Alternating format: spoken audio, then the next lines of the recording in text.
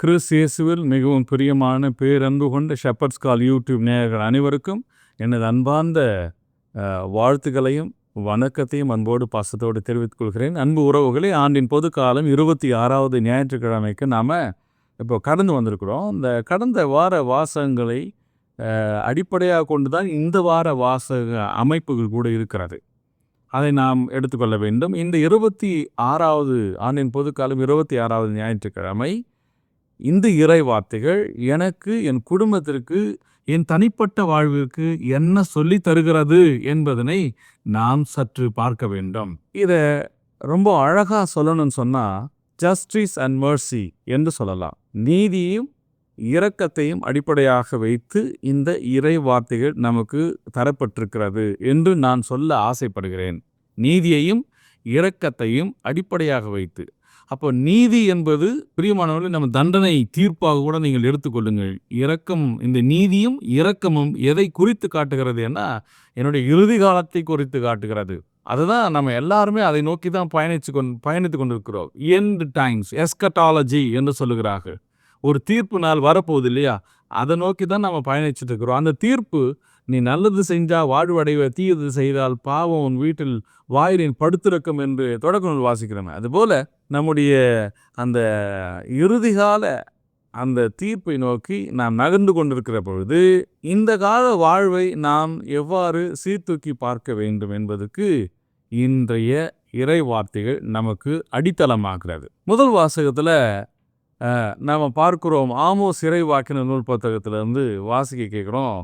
பிரியமான உறவுகளே, ஆமோஸ் சொல்றாரு அந்த மக்களை பார்த்து, இஸ்ரேல் மக்களை பார்த்து, சீயோன் குன்றின் மீது இன்பத்தில் திளைத்திருப்போரே. திளைத்திருப்போரேன்னு என்ன அர்த்தம் புரியுதில்ல உங்களுக்கு?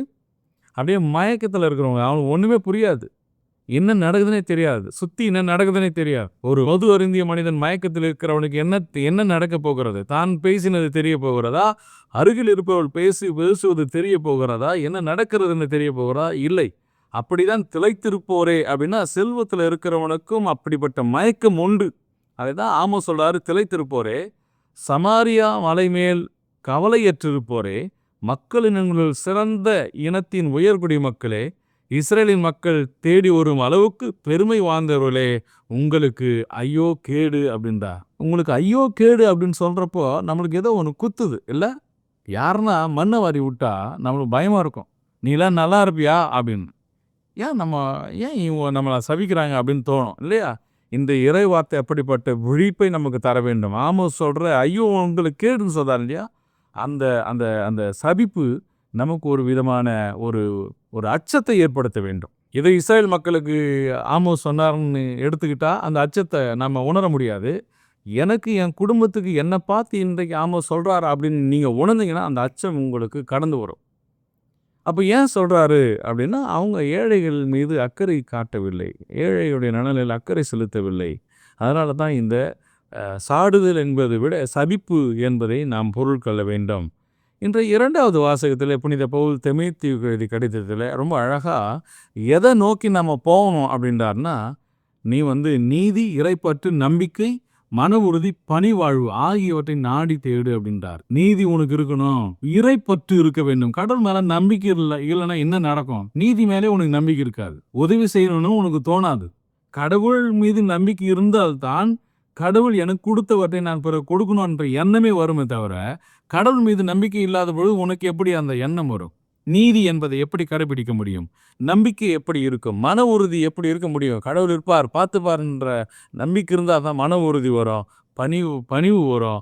ஆகியவற்றை நீங்கள் நாடி தேடுங்க அப்படின்னு சொல்லிட்டு தீமோத்தேயு கடிதத்தில் பவுல் சொல்கிறார். இன்றைய நற்செய்தியை உங்களோடு நான் ரொம்ப விரிவான்றதை விட அந்த நற்செய்தியில் வருகிற அந்த செல்வந்தரை குறித்தும் ஏழை லாசரை குறித்தும் ரொம்ப ஒரு அழகான ஒப்புமையை உங்களோடு நான் பகிர்ந்து கொள்ள வேண்டும் என்று ஆசைப்படுகிறேன். லூக்கா நற்செய்தி 16வது அதிகாரம் 19-31 வரை உள்ள இந்த ஓமையை, ஏழை செல்வந்தரும் ஏழை லாசரையும் குறித்த அந்த ஓமையை நான் உங்களோடு பேசணும் அப்படின்னா, படித்த அந்த விவிலிய விளக்க உரைகளுடைய அடிப்படையில் நான் நினைத்து பார்க்கிறேன், குறைந்தபட்சம் ஒரு 3 மணி நேரமாவது தேவைப்படும் நினைக்கிறேன்.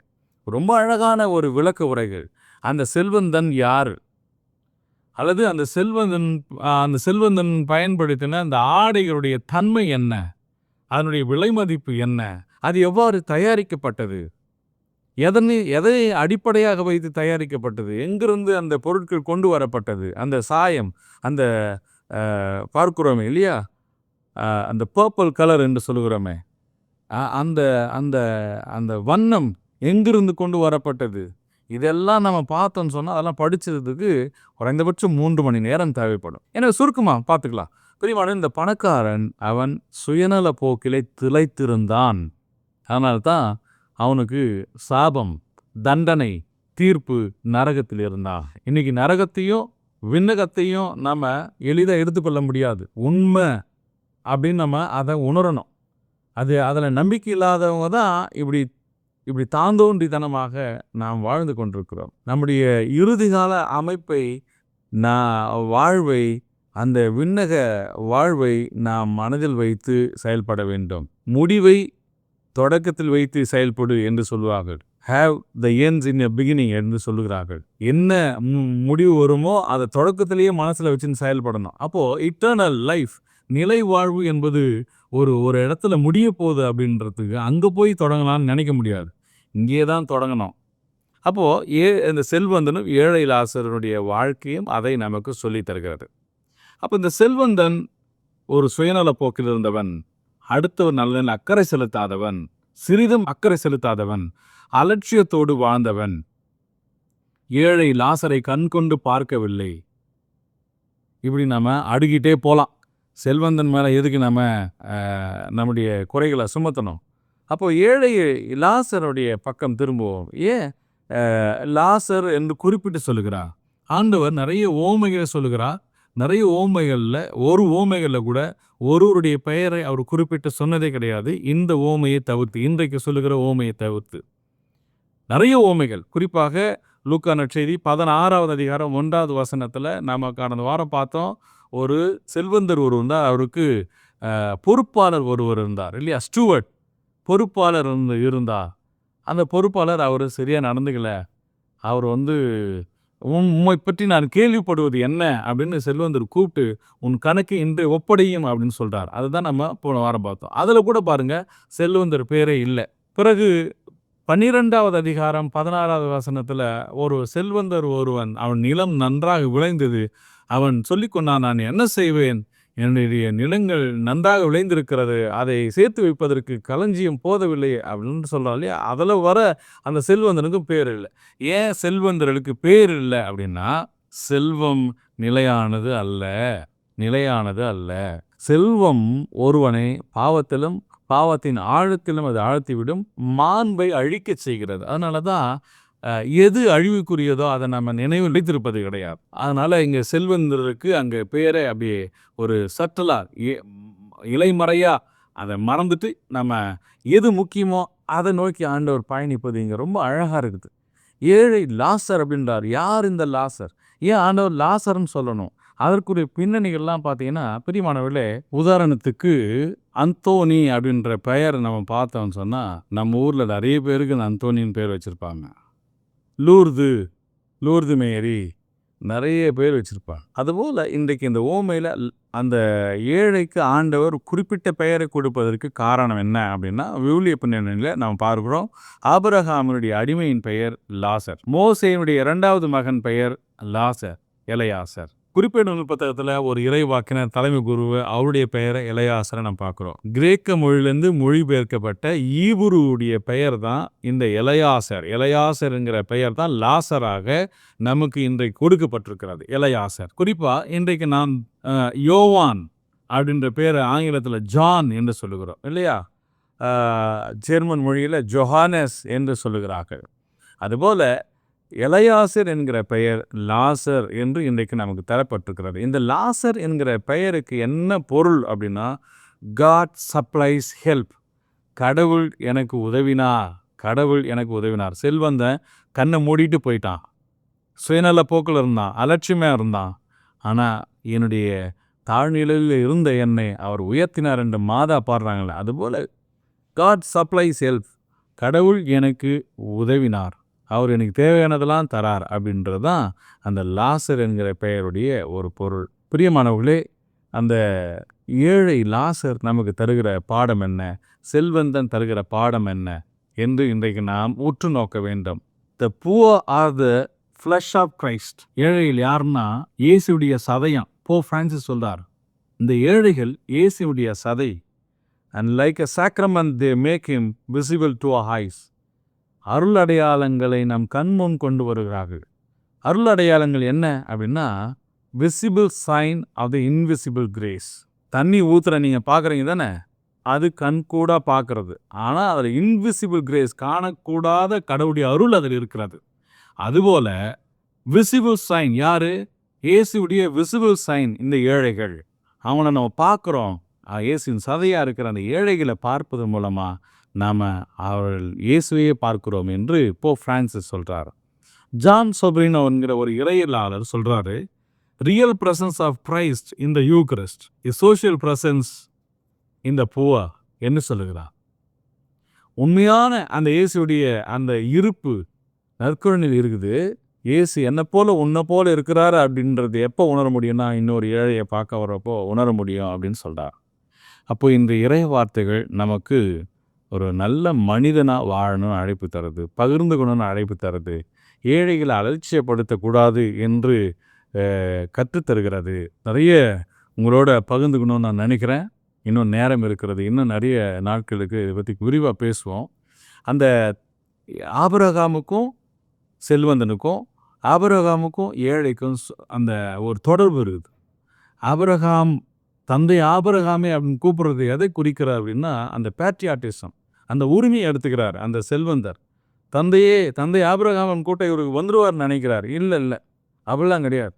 தந்தை ஒருபோதும் வரப்போகிறது கிடையாது. ஏன்னா அவர் நல்ல மனிதர், அவர் கடவுள் பார்வையில் மதிப்பு பெற்றவர். அவர் எப்படி உனக்கு வர முடியும்? அப்போது பிரியமானவர்களே, சில காரியங்களை நாம் ரொம்ப கவனத்தில் எடுத்துக்கொள்ள வேண்டும். இங்கேருந்து நம்ம இறந்துட்ட பிறகு அங்கேருந்து இங்கே வரவே முடியாது. நல்லா கவனிச்சுங்க, இறந்துட்ட பிறகு அங்கேருந்து அந்த நரகத்திலேருந்து இங்கே வரவே முடியாது.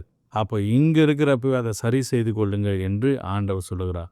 உன் விண்ணக வாழ்வை எங்கேயோ தொடங்குறதில்லை, இங்கே தொடங்குது. உன்னுடைய அன்றாட வாழ்வில் தொடங்குது, அன்றாட செயல்களில் தொடங்குது. எனவே அதை சரி செய்து கொள், அக்கறையோடு இரு, பகிர்ந்து கொள், அரவணைத்து செல் என்று ஆண்டவர் சொல்வதை பார்க்கிறோம். எனவே இந்த ஆண்டின் பொதுக்காலம் 26வது ஞாயிற்றுக்கிழமையில செல்வந்தர் ஏழை லாசர் தருகிற அந்த செய்தியை உள்வாங்கி கொண்டு நம்முடைய அலட்சிய தன்மையை நாம் வேறெடுப்போம். கண்ணெதிரவே பார்க்குற எத்தனையோ ஏழைகள் இருப்பாங்க, எத்தனையோ பேர், இன்னும் நிறைய நல்ல மனிதர்கள். நீங்கள் ஏழை அப்படின்னு சொன்னவே உதவிட்டு இருப்பீங்க. ஒவ்வொரு கோவில் வாசல்லையும் இந்த ஏழைகளை நம்ம பார்க்குறோம். நம்ம அப்பா அம்மா நம்மளை அழைச்சிட்டு போவாங்க, நம்மக்கிட்ட கொடுத்து அந்த 1 ரூபாயோ 2 ரூபாயோ தாத்தா கிட்ட கொடு என்று சொல்வார்கள். நல்ல பழக்கங்கள் நம் தாய் தந்தை நமக்கு சொல்லி கொடுத்திருக்கிறார்கள். ஏழைகள் எப்பொழுதும் நம்மோடே இருக்கிறார்கள். எனவே என் அன்பு பிரியமானவர்களே, ஏழைகள் போப் பிரான்சிஸ் சொல்றாரு, the flesh of Christ, poor are the flesh of Christ. அவர்கள் இயேசுவின் சதையம். எனவே அவர்களை என்றைக்கும் அவமதித்து விடாமல் அவர்களை அரவணைத்து கொள்ள, அவர்களை நோக்கி நாம் நகர நாம் செயல்படுவோம். ஆண்டவரிடத்தில் நல்ல ஒரு மனநிலையை கேட்போம். கண்களை மூடி ஜெபிப்போம். தாயின் தந்தைமான கடவுளே, இயேசு ஆண்டவரே, நற்கருணை நாதரே, உம்முடைய உண்மையான பிரசன்னம் நற்கருணையில் இருக்கிறது. உம்முடைய சமூக பிரசன்னம் ஒரு நல்ல மனிதரை நாங்கள் காணுவதை போல உம்மை காண வேண்டுமென்றால் அதை ஏழைகளில் காண முடியும் என்று ஜான் சொப்ரினோ சொல்லுகிறாரே. ஆண்டவரே, நாங்கள் எப்பொழுதும் ஏழைக்கு இறங்குகிறவர்களாக இருக்க வேண்டும், ஏழைகளை பராமரிக்கிறவர்களாக இருக்க வேண்டும். நீதி, இறைப்பற்று, நம்பிக்கை, மன உறுதி, பணிவு ஆகியவற்றை நாடி தேட எங்களுக்கு கிருபை தாரும். என்னாலும் உம்மை போலவே நாங்கள் பிறரை நேசிக்க வேண்டும். உமது கண் கொண்டு நாங்கள் பிறரை நேசிக்க வேண்டும். உமது கரம் கொண்டு பிறருடைய கண்ணீரை துடைக்க வேண்டும். உமது கால்கள் கொண்டு நாங்கள் அடுத்தவருக்கு பணியாற்ற நடந்து செல்ல வேண்டும். இதற்கான வரத்தையும் ஆற்றலையும் தாரும். நன்றியோடு கேட்கிறோம் எங்கள் நல்ல பிதாவே, ஆமென். பிரியமான அன்பு உறவுகளே, இந்த ஆண்டின் பொதுக்காலம் 26வது ஞாயிற்றுக்கிழமையை நாம் இணைந்ததற்கு நன்றி.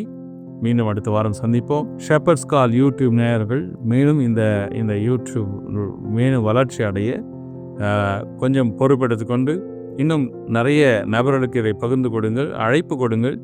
இதில் அவர்கள் பயன்பெறட்டும். இறை வார்த்தைகள் வழியாக இறைவனையும் அடுத்தவர்களுடைய மதிப்பையும் நாம் கண்டுகொள்ள இந்த வலையொலிதளம் ஒரு உதவியாக இருக்க வேண்டும் நம்புகிறேன். இதற்காக உதவி செய்கிற அனைத்து நல்ல உள்ளங்களையும் நான் பாராட்டுகிறேன், ஜெபிக்கிறேன். உங்கள் அனைவருக்கும் என்னுடைய வாழ்த்துக்கள், இறை ஆசீர்வாதம்.